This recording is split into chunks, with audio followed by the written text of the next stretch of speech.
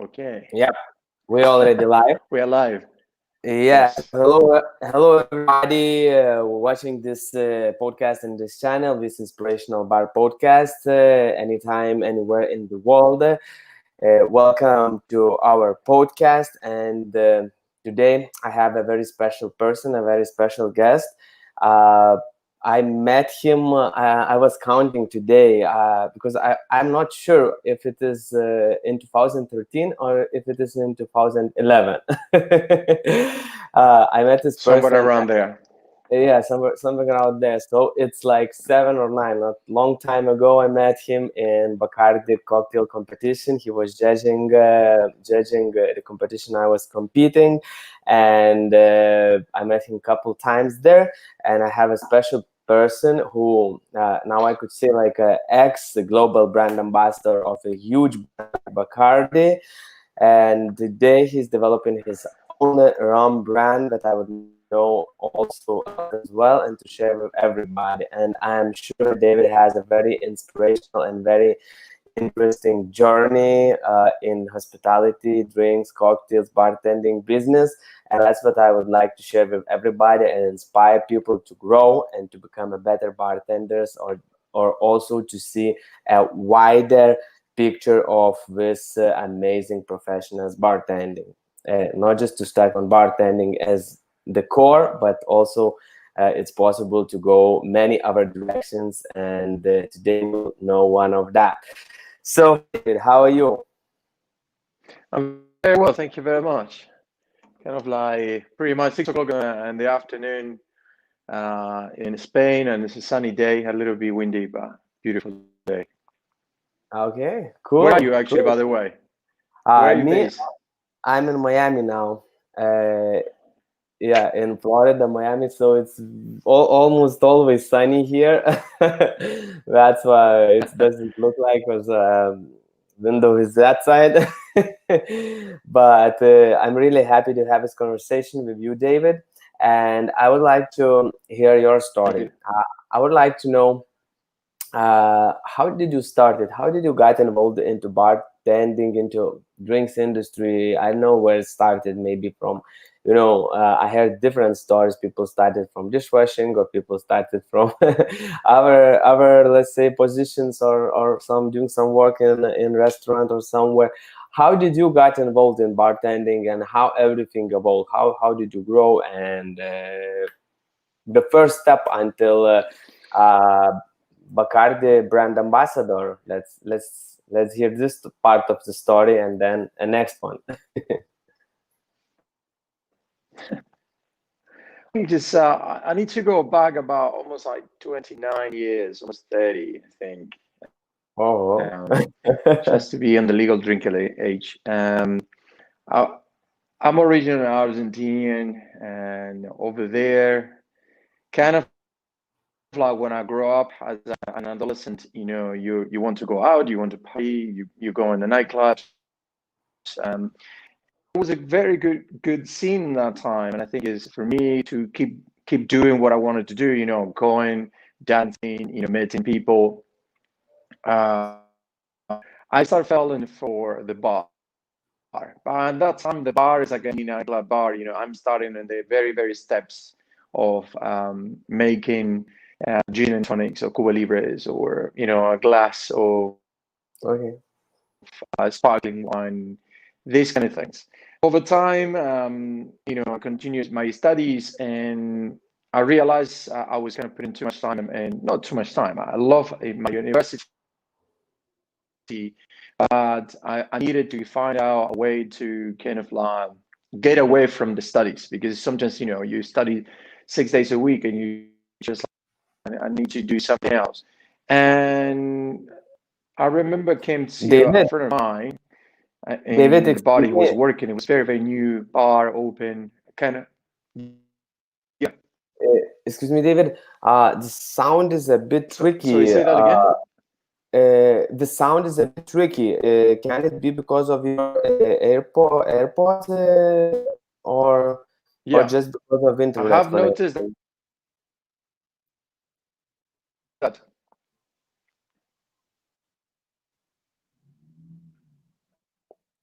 Do Let me and how do you hear me? Do you hear me well? see. I am next to the room. The room good connection. And It's very, very difficult to hear. Actually, now started to be even more difficult. And I can hear a little bit cracking. I yeah, understand the questions, okay. but it's kind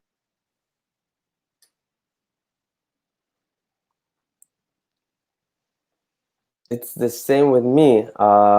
The sound is like cracking, and also the view, can you the hear me? view. Yeah, I can hear you now. What you said?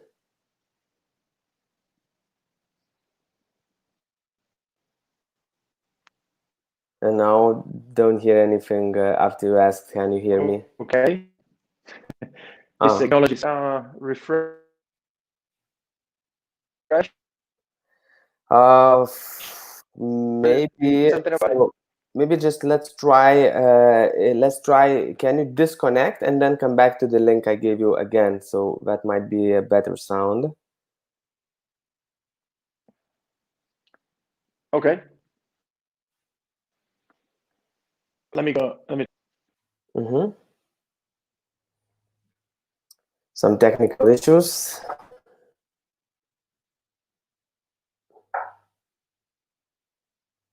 So for those who are watching this podcast sometime later, not live, just go in a bit in the front of, just skip this part and see David come back. Keep watching again.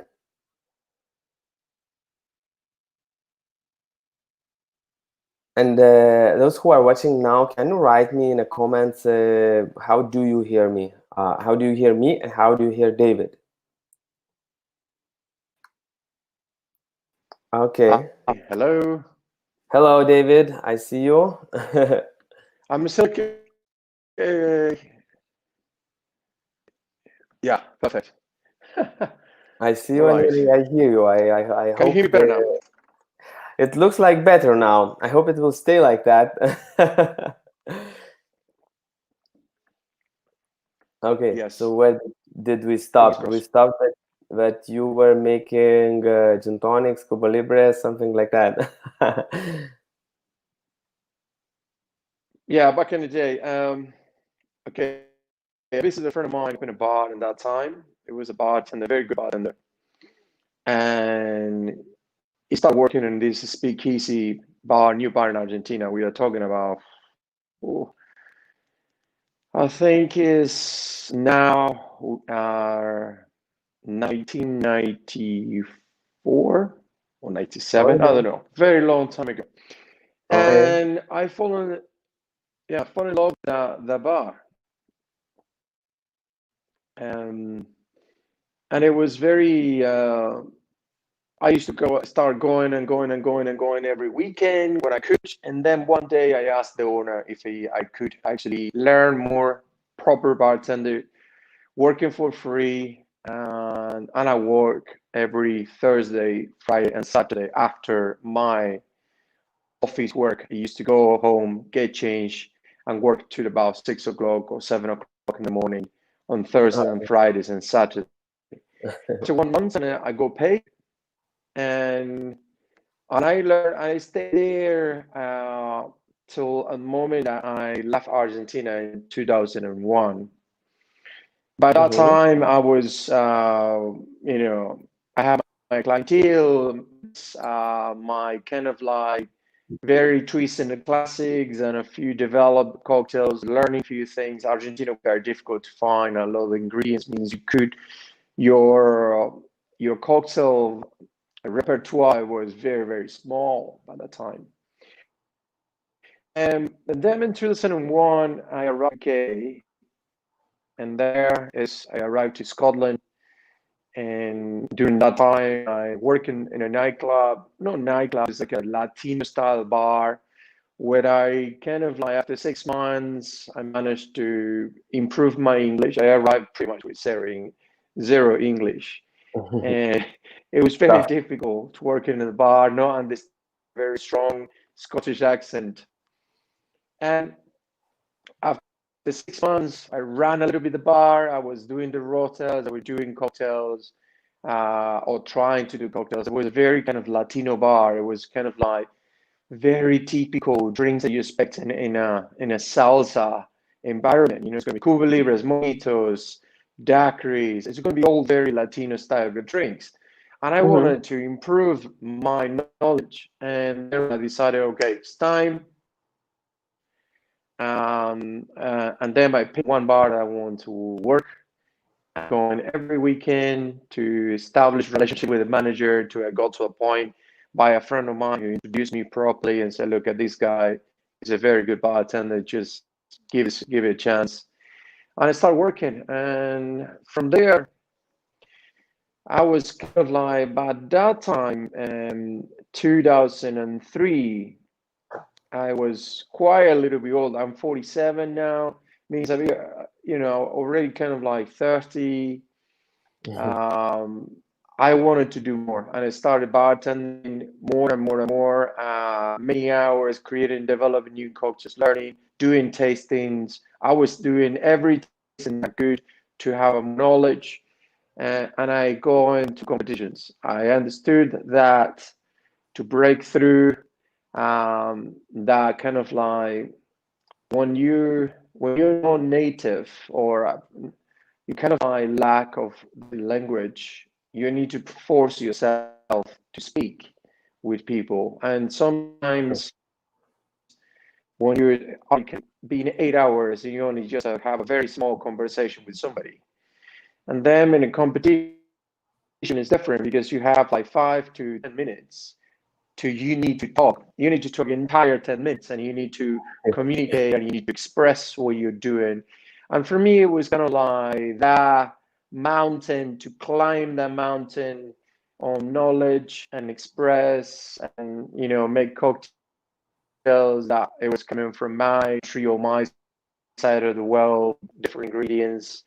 And I started competing and tried to make my name in that time. It wasn't Facebook in that time.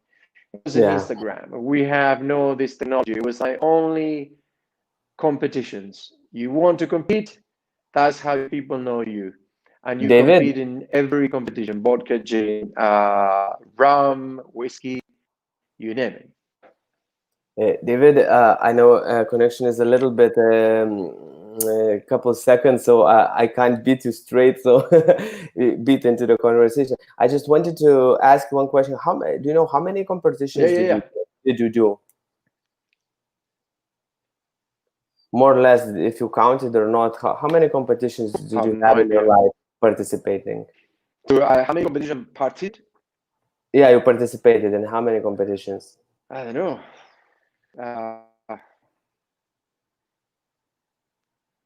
I don't know, 20 at least. Okay, that's impressive. It was different. Scotland doesn't have that. At that time, it wasn't that competitions. Sorry, say that again. No, I didn't say anymore. Just said that it's impressive, like 20 or more. It's a lot. So tell us a little bit more about that. Maybe about the ones that left the biggest impression, or maybe biggest achievement, or something that left the biggest impression for you and for you.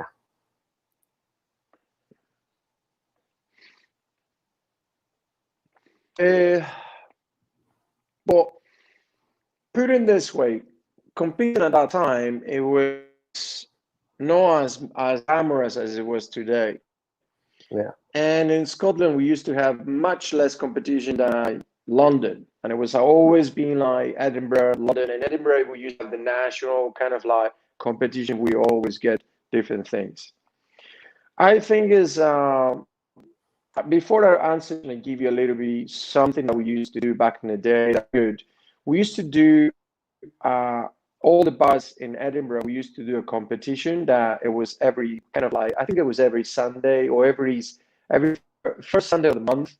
That it was by teams. It was 1 or 2 bartenders would make a drink. So you have like mystery box or mystery bag, and you take 2 ingredients. and you pick, and you are sponsored by a brand. Could be in that time we have, different brands, and then you have a multi a list of questions that was related to a little bit to the brand, but related to the industry, and it was amazing. We used to have a great time during the time, and that's how we tried to make our knowledge. We'd be more knowledgeable, try to learn as much as we could. And this is the time that I quite really enjoy the most, because you used to go into different bars, not just your bar. You used to go on in different bars. So the competition that left the mark for me at that time, I think, is 42 beers. I represent Scotland at that time. It was when it was 2007, I think. Yes, 2007. We represent Scotland. We flew to New Zealand for a week. It was amazing. I have to say, one of the competitions, the most crazy competitions ever. And I met a lot of people there, and I felt I was, at that time for me, I was full of energy, and I want to absorb as many things. Other one, I came once, sent the Finland competition. It was 2006. I was representing UK in the global competition. I came second in the global for 2 points. But I party as match almost. I think a party like if I won the competition, because it was like 3 days in Kitila, Lapland. I had the best time of my life, because I was surrounded by people. Everybody was happy. We have a great time and enjoy. And it was weird, because making a competition in an ice hotel, pretty much almost like 0 degrees. You coming through that experience in any way means when you're shaking, it's not dilution. Means your drinks are not built in the way that you normally build back in Scotland or somewhere. Means you learn very, very quickly. And I remember when I was making my drinks, I was like, oh my God, my drinks are not diluted, because it's everything frozen. Means I have to improvise, and it was great. The whole experience was brilliant. And then after that is theme awards that I have the pleasure to be the bartender of the year in Scotland, and I was one of the best things that happened to me, because it's not about just winning winning everything, but being in such a country like Scotland, where most of the bartenders in Scotland are phenomenal. I think is during my time, we have an amazing group of talented bartenders. I still today, I think they are some of the best I ever come. And winning that time for me was I was over the moon. But it's like anybody else. When you compete, when you get I make mistakes, and I thought the judge is going to disqualify me, and sometimes I won, and sometimes the mistake is done and the judges saw it, and you cannot go back. I know exactly where every bartender is past when is going through a competition in every aspect. I know exactly the feelings, the regrets, the moments you thought you'd done it well, and you're actually completely opposite. Or sometimes when you say, right, I'm going to pick up my stuff and I'm going to the bar, I'm going to get drunk because I haven't anything, and suddenly you came second, or That happened to me in Finlandia. I was packing because I saw one of my drinks have a small chip in the glass, and I couldn't change it, and it passed, and then I won. Quite crazy, but for me it was a disaster. Okay. So what happened next? Sorry, I talked too much. You let me know when you need to stop. No. You have to talk to more. It's good. It's very good. It's very, very interesting to listen that, because I also did a lot of competitions, and it's very interesting to listen to your experience, and learn, and learn. Because I can feel you in many points of that, when you say, coming second, or like when there's not everything goes the way you plan. So it's very familiar to me. It's so it's very interesting. So what happened next, David? So how did you become a global brand ambassador of Bacardi?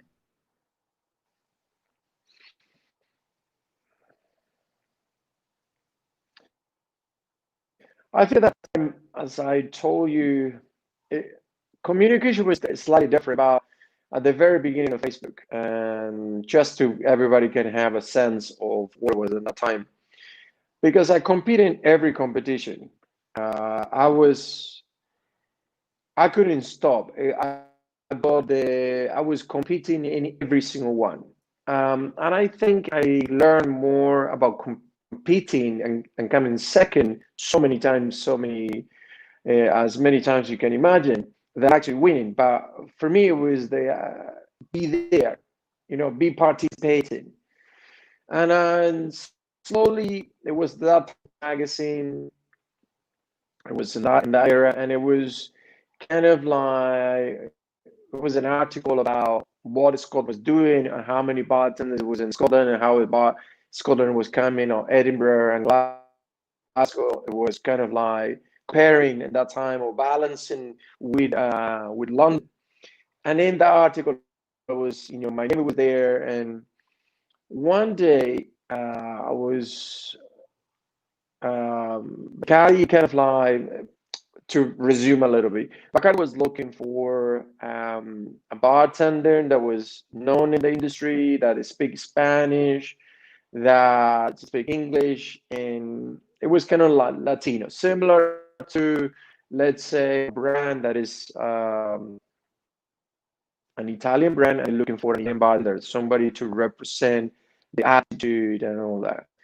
And they called me.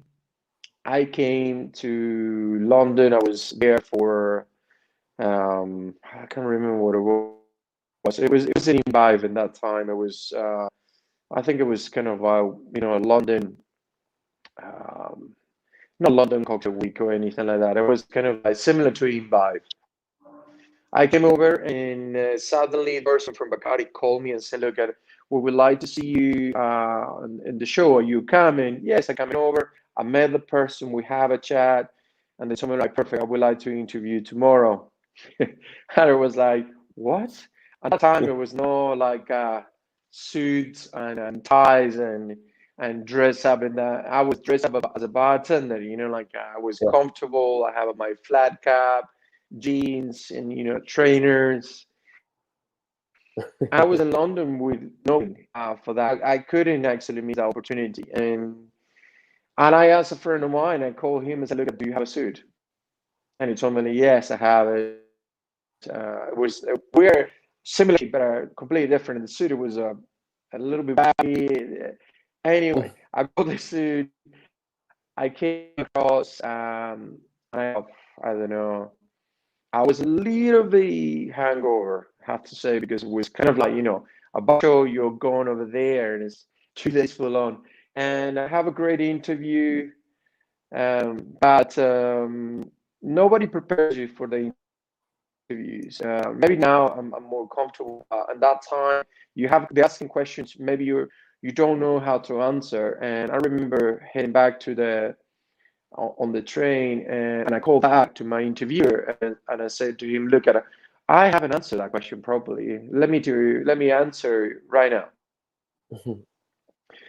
During the time, we connect very well.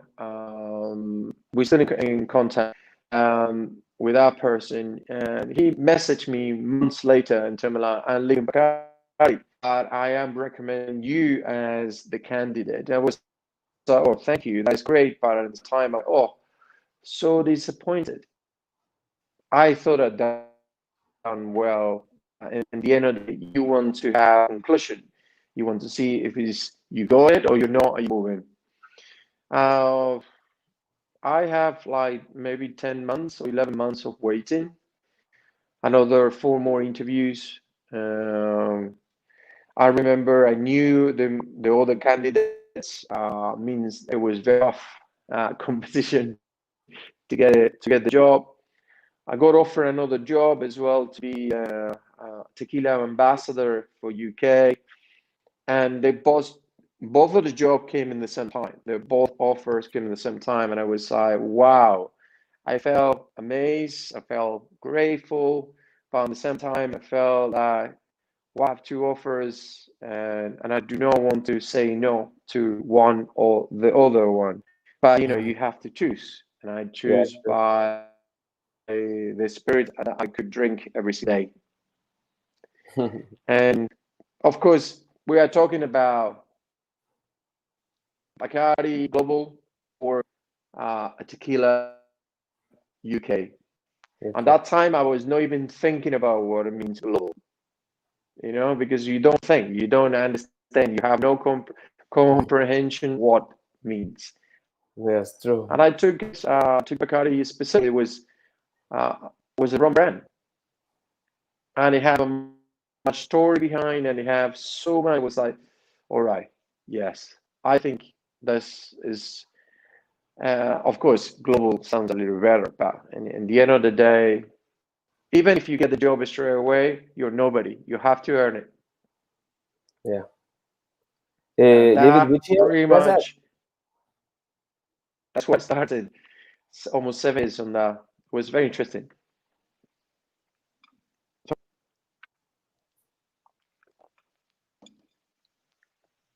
say that again. Sorry. David, so which year was that? When did you become global brand ambassador of Bacardi? That was 2000 and I think it was 2008. 2000. 2007 is how I got all the interviews in 2008. Oh, okay. So what does it mean to be a global brand ambassador? Because Yeah. I guess you had a lot of interesting, good, bad, what is different time. So what does it mean to be a brand ambassador, global brand ambassador? Uh, I don't know. I think it's my time. Some of the job descriptions are kind of like you represent the brand, you embody the brand, and whatever you do, you're representing Bacardi. That very serious in the way that I learn how to dress up, I learn how to behave better. I never been a massive like getting drunk and falling asleep. Never been like that, but I really took seriously the job, and I tried to unify. Bacardi was passing a time where it was a new generation of bartenders that they don't want to work anymore with Bacardi because it was a rum that it was kind of losing their kind of like connection with the new generation. It was rum that it was drink by the the mothers, the older previous generations, and at some time it had nothing to offer. It was something was changing. In 2007, it was a time when every bartender was collecting or buying vintage books and paying a fortune for these books to learn how was the past. It was no rot evaporator. It was no people was doing different things. You there? Oh, hello. I'm still live.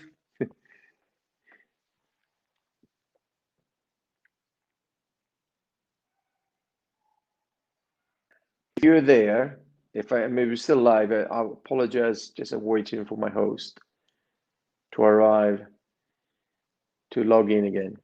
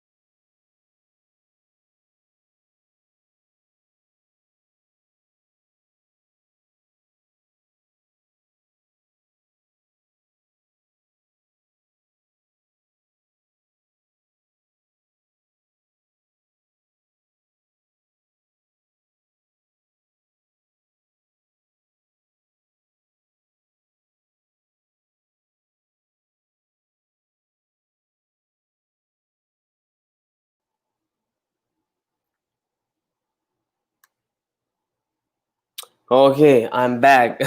Do you hear me, David?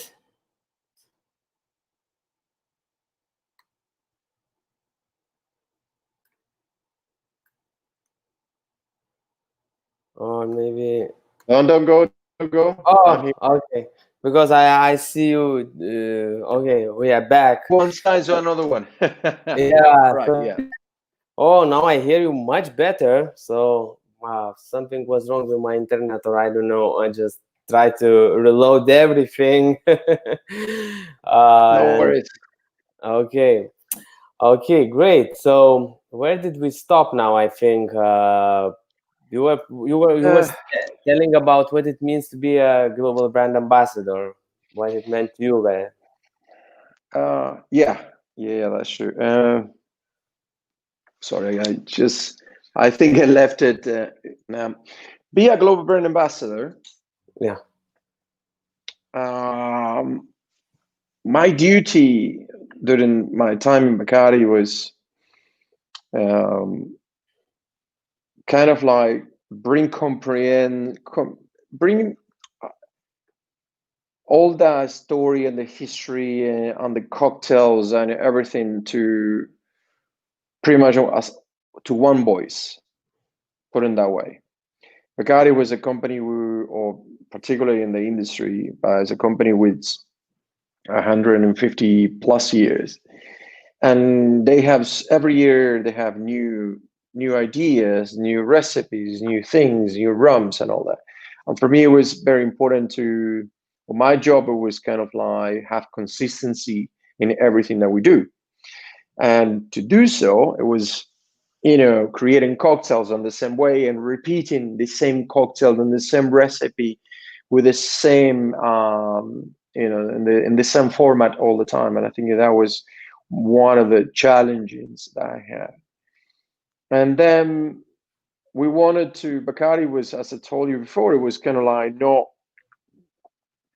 the new generation of bartenders was not taking seriously the rum, and as a rum with so much history, is without Bacardi, let's be honest, most of the rums today will be not even reach the market because Mhm. Bacardi already done everything for pretty much everybody for the industry, and I if you look at into the history, they are the first one to open the category globally everywhere, and people drinks thanks to Bacardi, drinks rum thanks to Bacardi, and for me it was kind of like how we connect and what we do, and then we start doing a lot of work towards the new generation of bartenders, and one of them is the legacy cocktail competition, where it was first originally was created in UK, and the moment that with the team we saw that it was a great competition, I'm pretty much quarterback to make it that competition a global competition. It took long time. I'm not an easy guy to work with, I have to say. But when I have something in mind, when I have a vision, and I try to figure out, I will do whatever it takes to get it done. It's not a personal vision. It's not just about me, David Cordoba, and I get the glory later on. I think we want to build a community. In that time, it was a Bacardi have the could create a platform for new bartenders to become and be better, and I think we've done it. Thanks to Bacardi and everything that we done during the time I was working. We have some of the bartenders we are today winning awards for best bartender of the year in Tales or internationally, or have awards of his bar or bars, is thanks to all the work that we done in that time. I would not say Bacardi was the only one, but that was kind of the thing. It was difficult. It was difficult. Coming from a bar, I'm not coming from a corporate environment. Means for the time of adaptation, actually never finished. It took me all the time I was in Bacardi, and even if when I left Bacardi, it was difficult. It still tried to adapt to a corporate environment. where the bartenders are one thing and the corporate environment is a different story. And doing that and sometime is you pretty much need to be the example for the rest of your colleagues or the brand ambassadors that are in the markets. In some cases, you are a good example drinking daiquiris, and in other cases, you're an example dressing or doing something.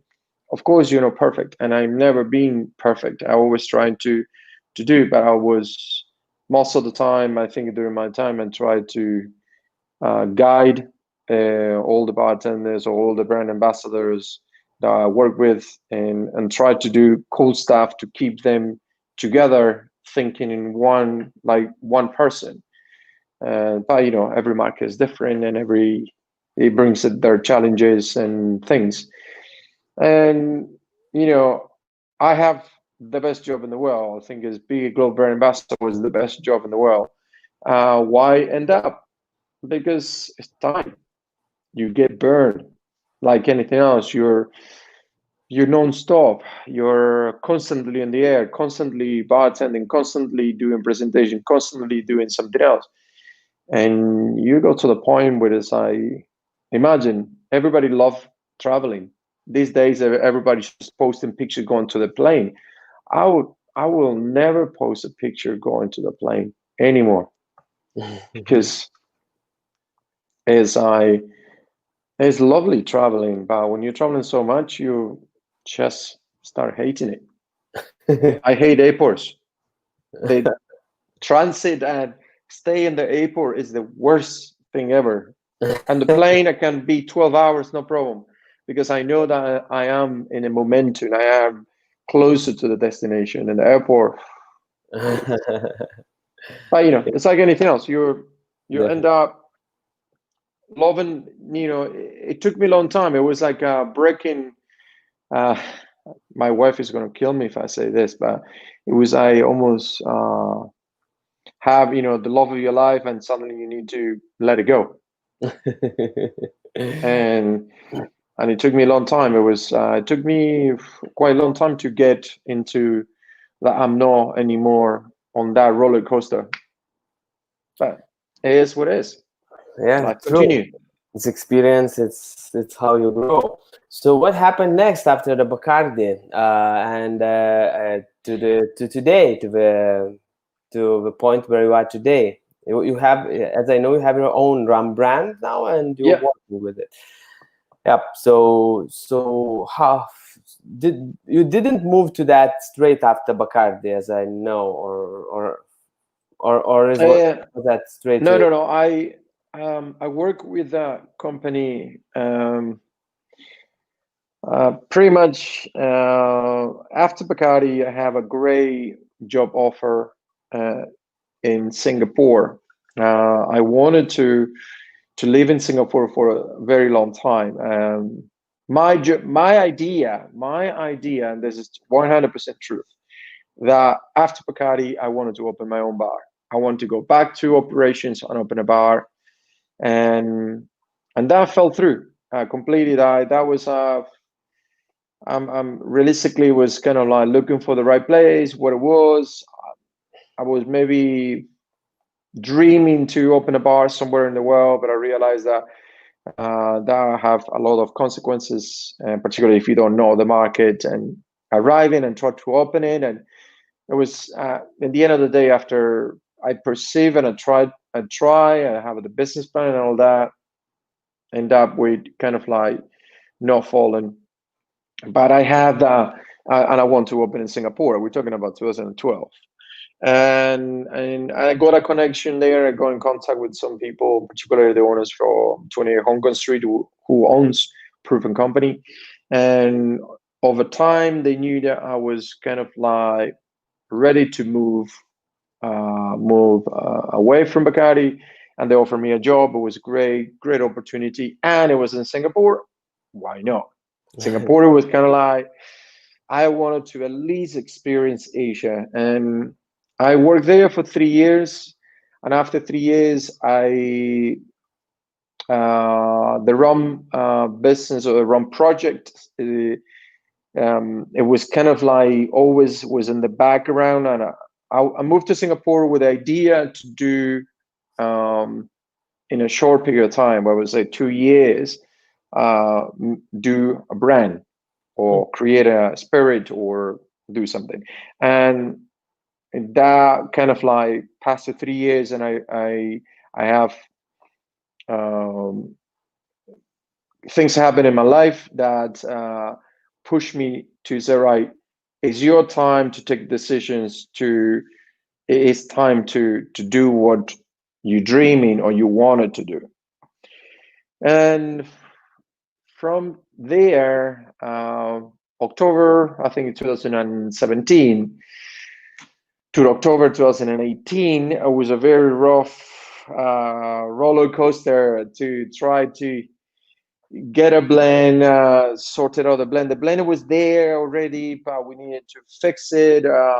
We have issues with what kind of bottle, what is going to be the illustration, this and that. And at the end of the day, we push. By that time, I already moved to Amsterdam. I decided to go back to Europe, specifically because I think is the old world have a lot of things. I think Asia is amazing, but the old world, as we call it in Argentina, and the old world, old Europe, have a lot of connections and a lot of things that you can learn quickly and is more dynamic. I moved back, and during that time, it was get with a brand. It was very tough and difficult, took decisions, it was stressful. And then by that time, in 2019, we decided to, before we do the proper launch, let's introduce what we want to do. Expensive, yes. Maybe the right thing, 100%. Because thanks to that, it gives us the energy to work another 3 more months and launch the brand properly. What it means, do the production, have the labels properly done, and all that kind of thing. Means since that it was a roller coaster to create the lovers. The lovers is a blend. Blend without caramel, no additives, no charcoal filtration, natural color. It was, it was a lot of people who work on the blend, not just me. It was kind of like created the point of view of a bartender's point of view, put it in that way. When you're making a cocktail, when you're creating, let's say you have a competition and you want to create a cocktail that encapsulate everything, all the aromas and the tests, and is very when you're drinking, it's dry and long finish, and you want to have a little bit more. And it was all that kind of things, and how we make the rums come together took some time. Some of the rums that we love, we wanted to have in that blend, but it never really works. And we have a lot of arguments. No, I like this, I like that, I like this, I like that. And at the end of the day, kind of like the hero drink is what took the decision. When you're making drinks is when realistically you see if the liquid works, because the liquid could be amazing. Drink it. This is an old fashioned, but you want to drink it on its own, it's perfect. That's great. But when you're mixing it, that's when you really see the potential. Specifically when you're doing a rum that is a blend and is young and is not. We're not talking about a rum that is very, very old. And when it's very old, water, maybe in an old fashioned, something simple, so you can enjoy the years that has been aging. Sorry, I just get a little bit romantic and going through many things. It's okay. It's good. It's very interesting. It's very interesting to hear that and to get all those ideas, because it helps to grow, and to think in much different perspective, Yeah. All right, that's a great story, David. It's very interesting. Honestly, I haven't had a chance to taste this rum yet. Hmm. I didn't check. Is it in States or no? Do you have it in States? Not yet. Ah, Not so yet. so that's even if I wanted to No, I need to organize it with I think it maybe with Daniele and send it over and making sure that you're maybe send a couple of bottles over there or a case. Oh, that's The beautiful. States is a big market. Oh I yeah. would love to have it, but is it needs times. We need to make sure that we have enough production. Even if we're selling one pallet, we need to make sure that it's enough to cover. If they liked it, then we ordered a few more. I mean, it's a lot of things that need to be done, but True. it's And there. okay, so I will wait. While I will one day taste it. I would really love. Yeah. You Okay. saw you saw the label, yeah? You saw how Yeah, it yeah. looks like. I saw it. It looks nice. It looks romantic, like you were saying. Yeah. So yeah. So really love to taste it, and then to see if it tastes as romantic as it looks like. But I bet it does. It does. David, and a couple more questions. Yes. Thank you for sharing your story. It's very interesting, very inspiring. To go all the way, like from bartender to brand ambassador to rum creator, from Argentina, London, Singapore, it's like all everything, all the world covered. It's really amazing, and you've been to a lot of competitions. And one question would be, what is the most important thing in the competitions, because you see through both sides, through competitor and through judge side, uh, Hmm. and a lot, both sides. So what advices could you give to people, the most important, things, three most important things in competition that you should pay attention to the most, like, let's say, like that, let's put it like that. Uh, I think To win, I uh, mean, the ones that gets you in top three, to be the best, because top one sometimes is a bit luck, I believe, but top three is already work. I think it's all right to get in a competition. I think um, you need to make a drink or a recipe that, of course, is yours, but it's a recipe that you that will represent you always. Today in the competition, in 10 years and 20 years, is your recipe. And you need to taste that. Means you need to make sure that that recipe is bulletproof. What that means, bulletproof is you make a cocktail, you invite your best friends, all bartenders or no, or people, barflies, or people who love drinking or they have knowledge, chefs or whatever. You invite them to taste your drink and make comments about it and take that, make like almost like a market research. You are on the right way or not? Is the cocktail really something that explore that can become a new classic or new thing? Because at the end of the day, winning is important, but the cocktail, if you're making a cocktail that is impossible to reproduce, you win with a cocktail, but nobody will ever do it. The idea is to make sure that you're making a cocktail with simple, but kind of not simple. Simple, take it, you can do macerations or whatever it is, but a cocktail that is really bulletproof. But that means is you work on that cocktail, you understand, and you can deliver the Mhm, same cocktails all the time. Because the mhm, competition is sometimes it's not just about one cocktail. Sometimes it's about you can have a very good. I can see a cocktail, see the recipe, say, I'm looking forward to taste this. But the person who making that cocktail, they only make it two times. Never really look into the details of how much time I need to shake, or if I need to use simple syrup, or that's 1 to 1 or 2 to 1, mhm, or it has to be fresh lemon juice, or it has to be a lemon juice that has been a little bit oxidized, whatever. You know what I mean? mhm, That is kind of like the details. Bulletproof. First, your drink has to be bulletproof in every angle. You have to. It's like when you're doing, if I have to say to somebody, one thing to become a good bartender is about repetition. Similar to any exercise or any, if you do, I don't know, martial arts, the way how you're going to kick amazingly is by kicking and doing the same repetition and improving. Exactly the same thing with gym. I love CrossFit. I become an enthusiast in CrossFit, but I'm a very old. I mean, No, you're not.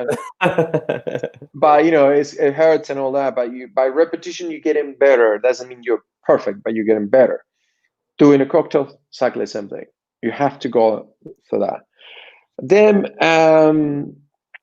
to win the competition, on the same thing is about rehearsal is very important. I think is you need to know what you're going to say, but leave a little bit a gap where you know what you're saying because you know exactly all the parts of the communication. You have to communicate and you know exactly what you're talking about.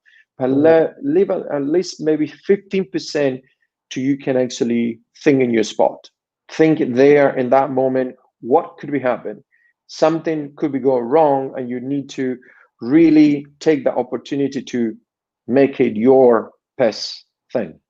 What I'm trying to say, every judge is different and every judge pass. If you are the first competitor, the judge maybe pay more attention to you.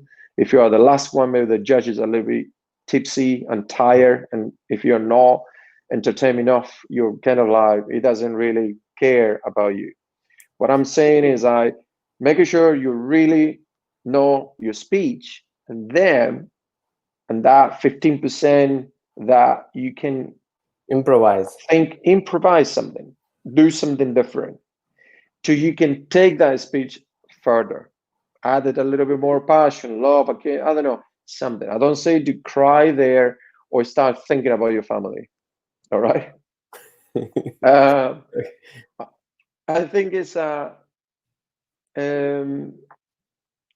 other part is I don't know. It's many things. 3-1 to win the competition.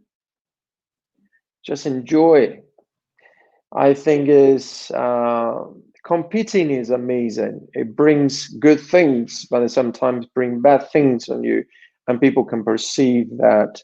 I think is you to win, you need to enjoy, because when you enjoy, believe me, I'm a very serious person, but I can tell you that people who smile the most is attract people, and people want to be closer to them because smiling and having a good time and all that is something that is contagious.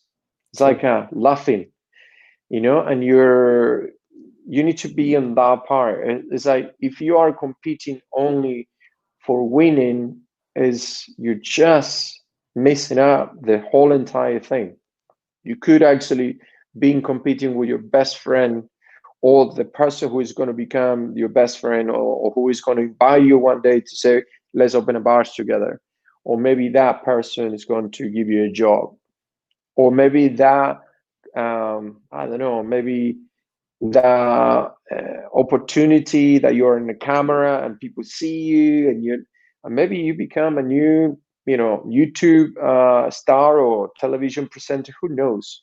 It's about enjoying it. And I think there's a lot of things missing out. Is everybody, of course, you get nervous, but it's like anything else. Go and give everything, enjoy having a great time. And then after that, if you're winning or losing, doesn't matter. It's about the journey. It's all about the journey, because in the end of the day, it's not the end of your journey. It's a connection. Continue. Make sense? Yeah, true. Very nice. Very good wisdom. I was listening and feeling it. Like, yeah, very good, words. Thank you, David. And keeping on this track of good bartenders, what are the three three things what you look into the bartender? But it's not about competitions. You come to the bar and this bartender is good or this bartender is great. What are the things that you think, I mean, from your experience, separates good bartender from great bartender? Not about competitors, just about bartender. I think as you go into very, very simple things, I think the first thing is about service. Being a bartender today, I think it's been always, not today, but from the times that we watch Tom Cruise and Cocktails and all that, everybody thinks is a superstar, and it's not bad. It's sometimes you need to pass through that thing, but I think service is important. I think is when you're when a guest come into your bar, you just greeting the guest and say, how you doing? Are you okay? How is your day? Do you want a glass of water, or just bring a glass of water? I'll give you a couple of minutes. We'll take your order. Or I'm a little bit busy, but I'm right with you. These kind of things are very, very important. I think it's about the greeting, the service of being there and understand that the person is there waiting, or just arrive, or is leaving, or need your attention. But it's a tiny little simple thing is there. Be prompt to be able to,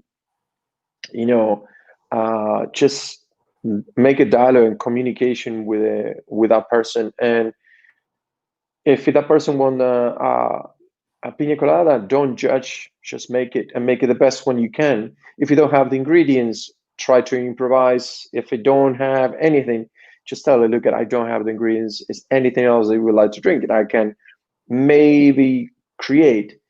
This kind of things are what I'm looking into a bartender. I look in the very, very beginning inside how the person interact with me straight away. Then I'm looking into, of course, the skills, but not the skills of making shaking, if you're shaking longer or shorter. I'm a very kind of long shaking, really hard. I like my style in that way. I think is like similar to Harry Craddock, where it was very clear that he says one of his points in that, you need to wake it up and not send it to sleep, and I think I wanted to see the bartender making a drink, making the drinks for that person means the drink is made properly, not halfway, not just all right and then 3 second shake and a pour and that's it. If the drink need to be double strain, use a double strain, not single strain because you like it. We put a lot of things as a bartender. We put our own style or our own palate first before our guests, and I think that is wrong. I think is we need to understand who is our guest first. Have a little bit of communication. Say how you do it. Maybe the first drink that person will not enjoy. Maybe after you realize that person may be like more sour or more sweet or more bitter, you can offer another drink and make that drink really powerful. People spend money in the bar, and particularly today, we as a guest today, I really appreciated the bartenders. They're passing through a very, very tough time. Bars are closing.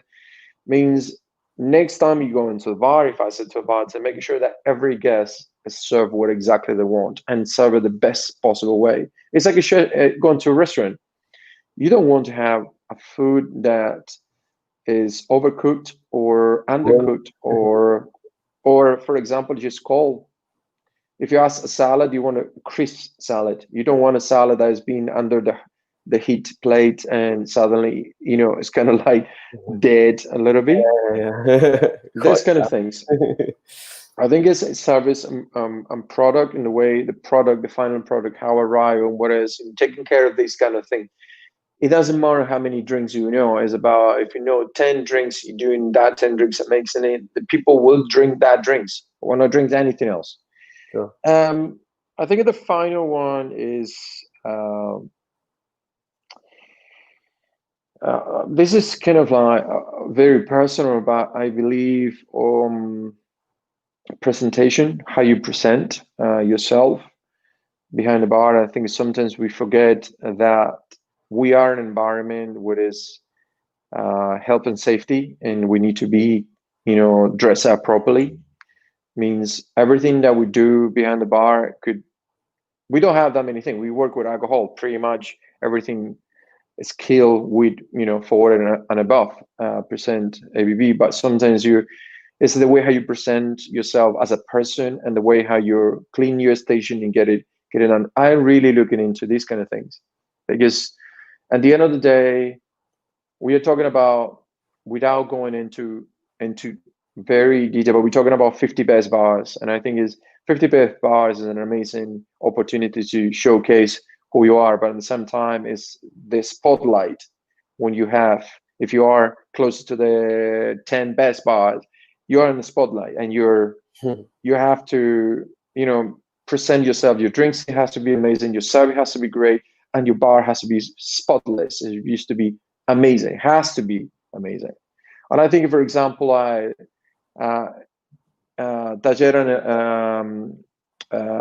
the Taller, Alex and Monica doing something very interesting, and I appreciated what they do. They do their videos showing how to clean the bar stations, and I think that is an amazing thing, because I think most of the cases we forget about has to be. I don't say that that every bartender should be cleaning, but it's about presenting, and that passes from the bar, the toilets, the bar station, yourself.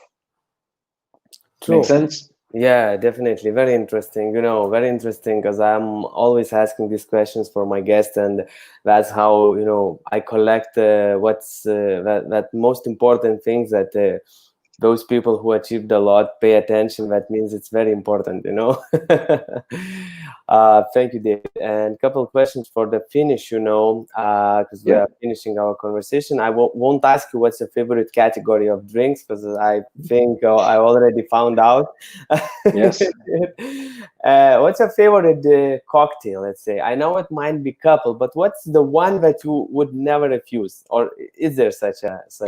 Well, yeah, the one I would never refuse is the daiquiri. Daiquiri. As unconditionally, I think as I fall in love with that drink specifically because it's the king of the rum cocktails. There's no another rum cocktail that represent the category as such. I think it's like in any category you have one. The martini is for gin. I don't know, whiskey maybe is old fashioned. I think it's a simplicity sometimes best, but the daiquiri is one that it have everything. Very, very simple. You have all the balance, and you have the sour, the sweet, the strong, and the weak, all really in a good harmony. And the story behind is I researched so much about this drink that it became for me a drink that I love to drink it, because it's almost like drinking history, if you put it in that way. In the way, not the old, but you're drinking something that it's already 120 years old, and it haven't changed. It's only 3 ingredients. If you count the ice, it's 4, but it's 3 ingredients, and it's being done all around the world. So, David, can you share with us your best daiquiri recipe? Well, my best, the original one that I do, not original, but my recipe is about 60 milliliters of the Lover's rum. By the way, there, 60 milliliters of this beautiful rum. Very romantic, really, very nice. But the blend, as I told you, it was designed by the cocktail. I have 4 different final blends. On the final blend, I make 4 different daiquiris, and I drink all of them, taste it, and I realize that is the one. Then I go for 30 mils of lime juice. You can go on 50, 25. And then I do 2 heaped spoons of sugar, caster sugar, regular white sugar. I prefer unrefined. And very, very, very important. It has to be sugar cane. In Europe, we have the majority of places you get sugar beet. What is It's not bad. They have similarities, but in my opinion, I think is if you're doing a rum cocktail, you should have a sugar cane.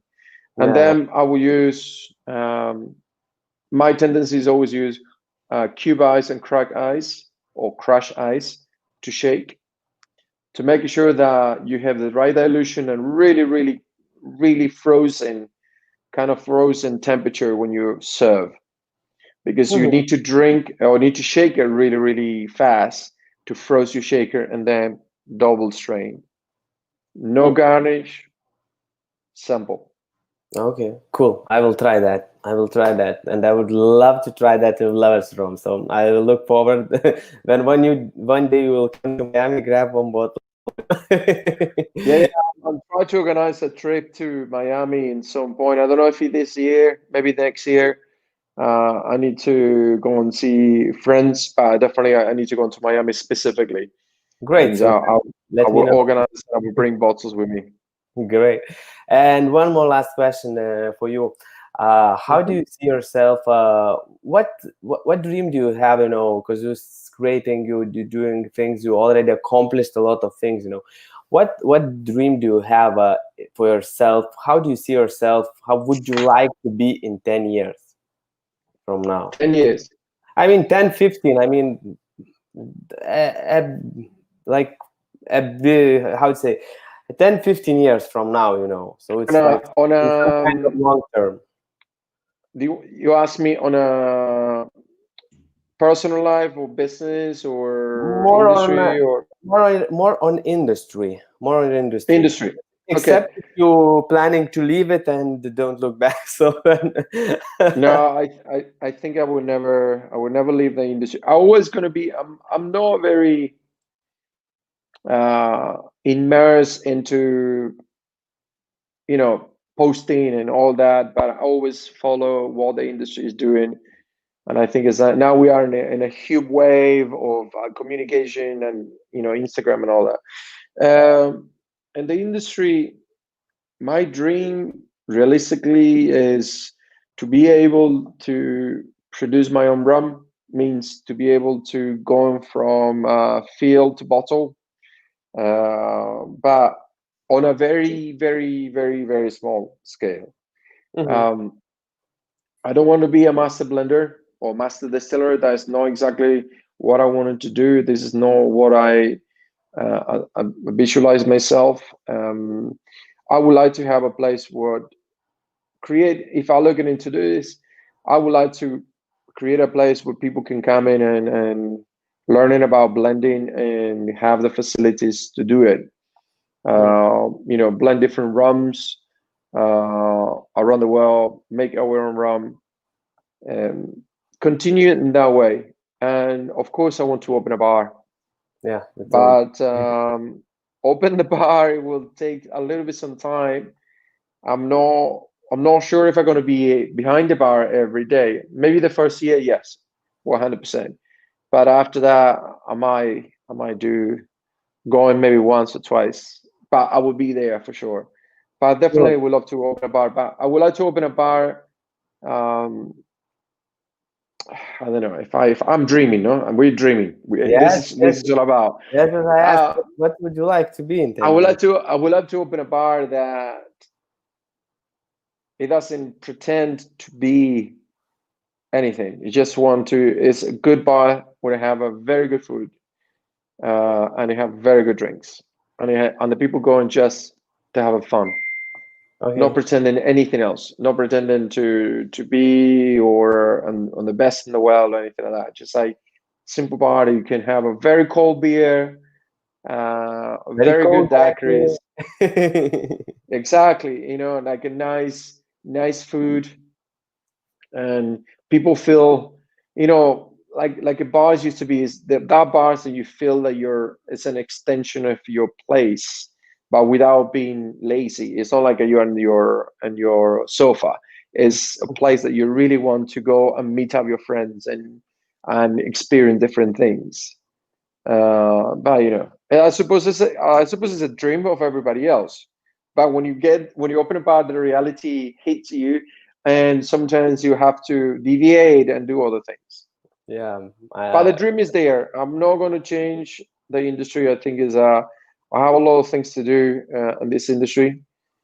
I love what we do, and I am suffering in my own way for what's happening in all around the world. Bars are closing, industry is suffering, governments who doesn't understand nothing about what we do and how much the industry in general is suffering because um, uh, you know the governments don't understand that we are much better equipped, and we have knowledge how to keep our customers and our guests safe True. than going into a public transport. You know what I mean? Yeah. Anyway, that is another story, another thing. I Yeah. don't want to bring it down in the end of this conversation. Yeah.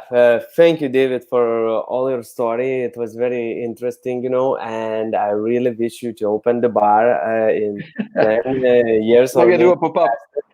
yeah, pop up, in different places of the world. That also could be a very cool thing and concept. I believe with your rum and with blending things, it's very interesting. I would really love to try blend something. Never did that, never tried that in my life, except blending things in the cocktail. Mm-hmm. But I mean, it would be really interesting, to go and to learn something about blending, making some blend, and maybe using in your cocktails, So it's cool. That's what I wish you to achieve and to have that place and that opportunity. That's very great. And thank you very much for the conversation. It was very interesting and inspirational for me. I really got many ideas, or how we say this saying in English, food for thoughts. Yeah.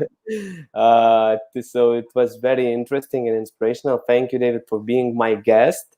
And thank you, everybody watching this podcast anytime, anywhere in the world. And I hope it was inspirational for you too, because it was many things that you could learn from David and from his experience.